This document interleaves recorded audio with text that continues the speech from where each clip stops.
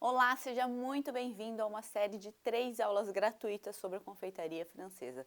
Durante essa semana você receberá no seu e-mail cada uma dessas aulas separadamente, uma em cada dia, ok? Reserve um tempinho para assisti-las, não são demoradas e irão mudar a sua visão sobre o mundo da confeitaria.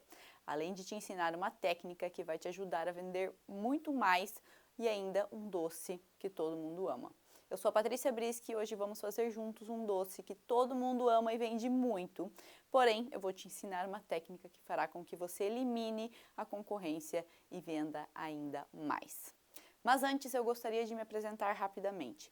Minha jornada na confeitaria começou de uma forma bem simples, aprendendo a fazer doces com as minhas tias. Desde cedo o que me encantava era ver como alguns ingredientes podiam se transformar em algo mágico na cozinha. Mas essa paixão só cresceu e ao longo do tempo eu busquei me aperfeiçoar estudando em lugares que são referência mundial, como a École Duquesse na França, onde me especializei em patisserie francesa, e também na École Le Nôtre em Paris. Além disso, eu tive o privilégio de aprender diretamente com chefes incríveis como Cédric Groullet e de trabalhar ao lado do renomado chefe Sébastien Bouyer em Lyon. Mas o que realmente me diferencia hoje é algo que eu trago desde o início, a vontade de inovar e de fazer diferente. É por isso que nas minhas receitas você não vai encontrar leite condensado. Eu acredito que a confeitaria de verdade vai além do uso desenfreado de um único ingrediente. E é isso que eu quero compartilhar com você hoje. Usando técnicas francesas autênticas, você vai poder criar sobremesas que não só se destacam pelo sabor, mas também por serem mais lucrativas e diferentes do que todo mundo faz. Eu sei que você está aqui para aprender algo novo, seja para impressionar em casa ou para transformar essa paixão em um negócio rentável. Eu estou aqui para te ajudar nessa jornada. Não importa se você está começando agora ou se já tem experiência. Hoje vamos juntos explorar novas possibilidades, sem depender do leite condensado, mas criando doces realmente extraordinários, como alguns dos meus alunos já estão fazendo. Como a Karina, que ganhou muito dinheiro e eliminou a concorrência depois de aprender sobre a confeitaria francesa. Ela mesma fala que não tinha nenhuma concorrência, pois ninguém conseguia copiar o seu menu de bolos. E por isso ganhou muito dinheiro.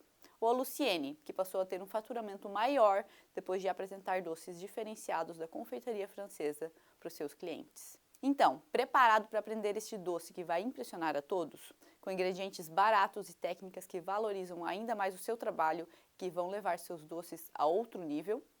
Pegue os seus utensílios e vamos começar. A confeitaria francesa pode parecer sofisticada, mas com as técnicas certas você vai ver como é possível criar algo espetacular com ingredientes simples e, é claro, lucrativos. Seja muito bem-vindo, seja muito bem-vinda à minha cozinha. Aqui a gente vai hoje então aprender tudo aquilo que eu tô falando durante esse mini curso, né? Vamos aprender de forma mais prática, vendo aí na realização de um doce, como fazer os doces aí e bolos recheados sem leite condensado ou qualquer outro doce que você quiser fazer e como é super possível. Primeiro a gente vai começar pela nossa massa, então nós vamos ter alguns preparos, vamos fazer um bolo de chocolate, claro, mas vamos fazer a massa, vamos fazer a calda, vamos fazer o recheio, que será uma mousse bem estruturada, que você vai ver aí que a gente não vai precisar utilizar nem até contenção para fazer o nosso bolo, né? E também vamos fazer a cobertura de chantilly, utilizando aí o chantilly verdadeiro, certo? Primeiro de tudo, então, vamos fazer a nossa massa de chocolate. Essa massa é uma massa de estrutura espumosa. Existem diversas massas na confeitaria de diversas estruturas, mas basicamente são divididas em duas, né? Estrutura cremosa e espumosa. A cremosa normalmente é feita com alguma gordura que tenha uma plasticidade maior, né? Uma manteiga ou até a margarina, que muitos acabam utilizando, né? Na confeitaria francesa a gente não usa margarina, a gente sempre vai usar manteiga. Então que tenha uma plasticidade que seja mais maleável. E com essa gordura a gente mistura então o açúcar e aí a gente cria um creme fofinho e depois a gente adiciona os ovos e o restante dos ingredientes. A gente vai ter aí uma massa de estrutura um pouquinho mais densa, né? Mais firme, que é a massa de estrutura cremosa. E na estrutura espumosa, a gente normalmente vai ter uma gordura líquida Pode ser, inclusive, ser a manteiga derretida, vai ser a gordura que vai entrar líquida, né? Mas normalmente a gente utiliza aí algum óleo de cozinha, né? Um óleo neutro, de preferência, óleo de girassol, óleo de semente de uva, óleo de canola, a gente vai utilizar na nossa massa de estrutura espumosa. A estrutura espumosa, ela pode ser feita de diversas formas. Ela pode ser feita através dos ovos inteiros, a quente ou a frio, aquecendo esses ovos quando a gente está batendo ou não, né? Nesse caso, como eu falei, a quente ou a frio.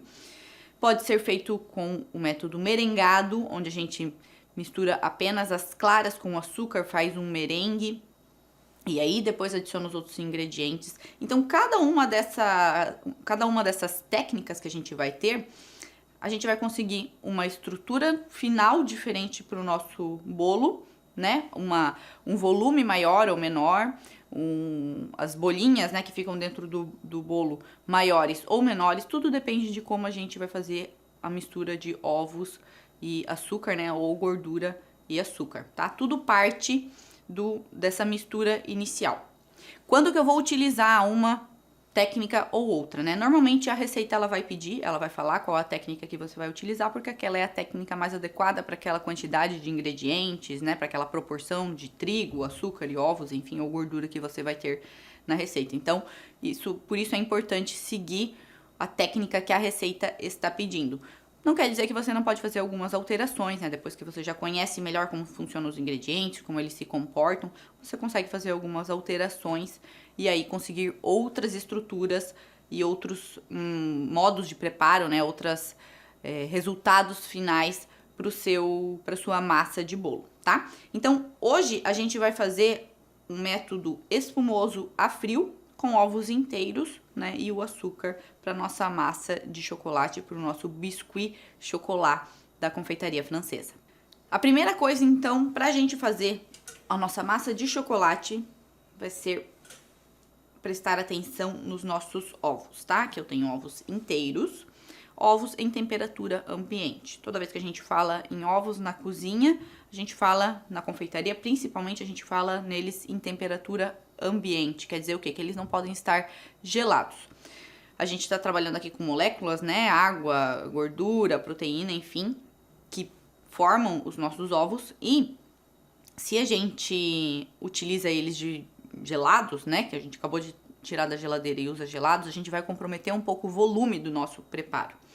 Por quê? Porque as moléculas vão estar mais contraídas. E moléculas, né, geladas mais contraídas, elas não estão tão soltinhas, vamos dizer assim, para englobar o ar, né, que a gente está colocando, adicionando aqui no nosso preparo, batendo esses ovos, e também é um pouquinho mais difícil de se misturar, certo? Então, um ovo gelado, né, um ingrediente gelado, ele não se emulsiona tão facilmente, ele não se junta tão facilmente do que se ele tá aí mais relaxado, vamos dizer assim, em temperatura ambiente. Então, sempre cuidar com essa questão em relação aos ovos, principalmente nas massas, quando a gente quer mais volume, tá? Para que ele esteja mais relaxado e consiga englobar aí mais ar e aí a gente tem uma massa mais volumosa, tá? Vamos adicionar aqui, ó, no nosso bowl, os ovos inteiros.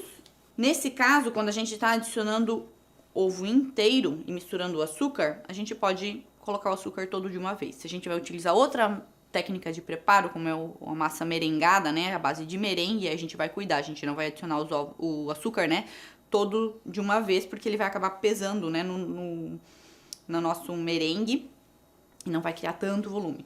Mas nesse caso aqui, é possível a gente adicionar o açúcar todo de uma vez que a gente tem já as gemas, né, junto, então não tem problema nenhum. Então, ó,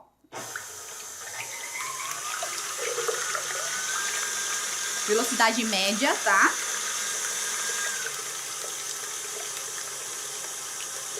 Tem uma pitadinha de sal aqui junto com o açúcar, tá? Não é por questão de volume, nem nada desse sentido, é só porque eu já adicionei o sal agora no início, juntamente com o açúcar.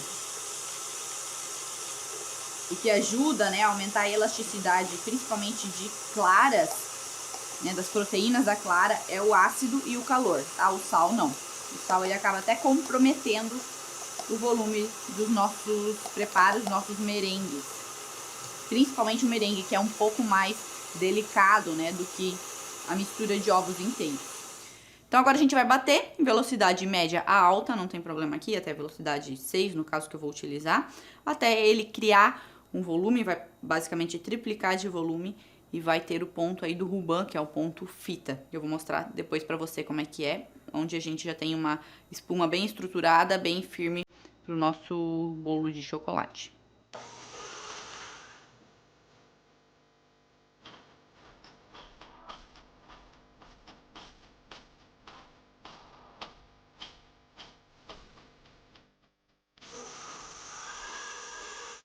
Agora a gente tem o nosso ponto pronto, né? O nosso ponto correto, que é o ruban ou fita. A gente levanta o batedor e ele forma essa fita, né? A gente pode chamar de fita mesmo. Caindo, ó, sobre a mistura de ovos e açúcar. Chegou nesse ponto, né? Basicamente triplicou de volume. Está ok, está pronto. Vamos misturar os ingredientes secos, agora todos juntos, para daí a gente colocar na nossa mistura aí de ovos e açúcar. Antes disso, a gente vai pegar o óleo neutro da nossa receita e eu vou colocar um pouquinho dessa mistura, ó, aqui junto. O que que a gente tá fazendo aqui? A gente está utilizando a técnica de igualar texturas. A gente tem um líquido, certo? E aqui a gente tem uma mistura um pouquinho mais estruturada, vamos dizer assim, né? Mais espumosa e estruturada. Bem leve. E o líquido aqui é mais denso, né? Esse óleo é mais pesado. Se a gente colocar ele direto aqui na nossa mistura, ele vai escorrer todo pro fundo do nosso bowl e a gente não vai conseguir misturar corretamente. Então, a gente está igualando as texturas, né? Deixando esse óleo um pouquinho mais leve, vamos dizer assim. Para depois, quando a gente for misturar, ele não escorra todo pro fundo do bowl e a gente consiga homogeneizar corretamente. Misturou? Então, vamos deixar aqui de ladinho um pouquinho. Agora, os ingredientes secos. Eu tenho trigo de baixa porcentagem de proteína, 10%, 9%, 10%, o mínimo de proteína que você conseguir encontrar no seu trigo, melhor.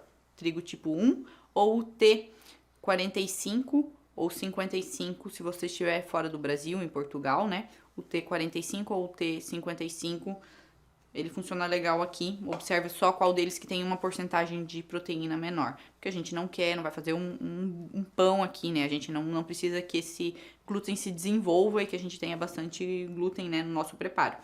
Então, utilizar o menos de proteína possível. Vou peneirar aqui com amido de milho, que eu estou utilizando o amido de milho. É um tipo também de farinha que a gente pode utilizar para os bolos e tem uma quantidade grande até de amido de milho aqui.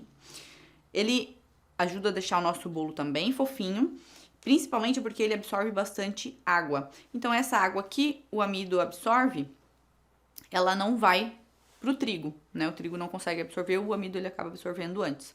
E a gente não tem tanto desenvolvimento também de glúten, né? Como eu falei pra você antes. Então, o amido, toda vez que tem amido nas nossas receitas, ele ajuda a absorver um pouquinho dessa água e a não desenvolver tanto o glúten nos nossos preparos.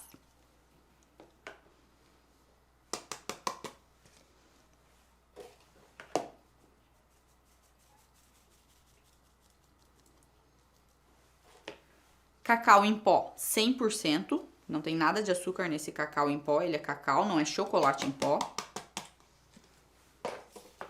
Neste caso, pode ser tanto o cacau natural quanto o alcalino, tanto faz. Normalmente, o cacau natural ele é um pouco mais ácido, ele tem um sabor um pouquinho mais forte do que o alcalino. Essa é a diferença dos dois tipos. E fermento químico em pó.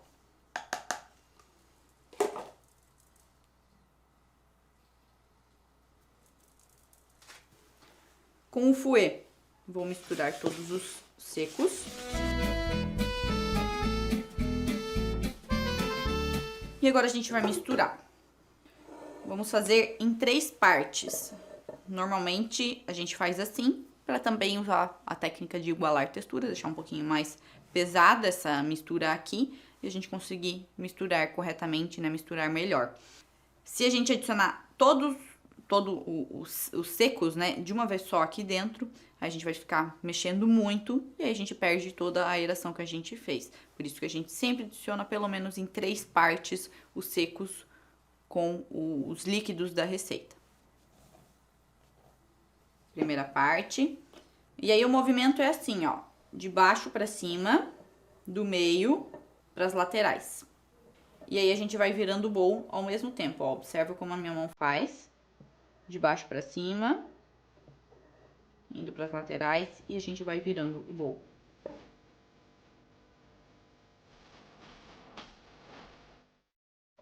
Misturou a primeira parte, vamos para a segunda.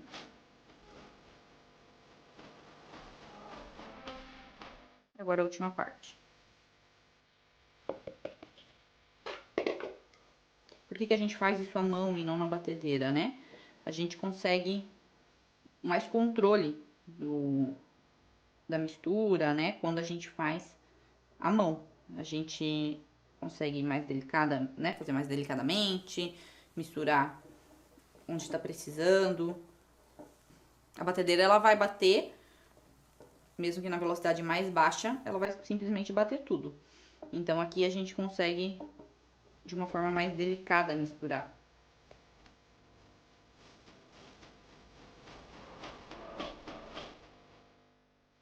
E agora, por último, a gente vai adicionar o óleo.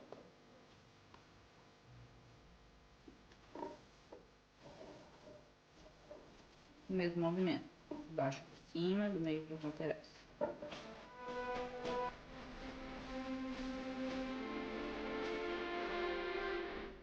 Aqui a gente tem a nossa massa de chocolate pronta. A gente vai agora assar, né? Vou colocar em 2 formas. Você pode assar em até, depende de quantos discos, né, você quer fazer. Dá pra assar em formas separadas ou em 2 formas e depois a gente pode cortar, que é o que eu vou fazer aqui.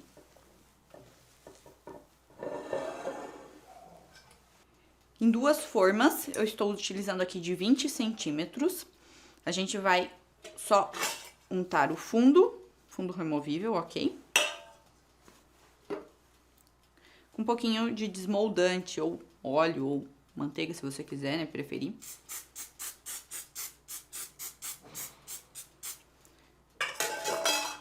Só o fundo e um pouquinho. A massa vai crescer, ela vai grudar nas laterais e aí ela não, depois no final não vai ficar tão torta, né? Ela vai crescer mais retinha. Por isso que a gente unta só o fundo.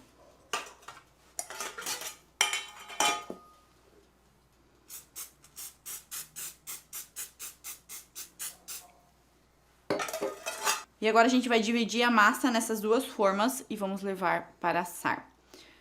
Normalmente eu utilizo aí forno médio, 180 graus. O meu forno é um forno elétrico com convecção, né? No caso ele tem a ventoinha. Então 180 graus é o suficiente.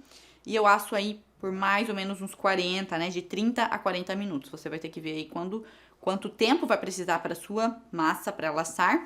Espetando um palitinho, né? Depois que ele sair limpinho, tá ok.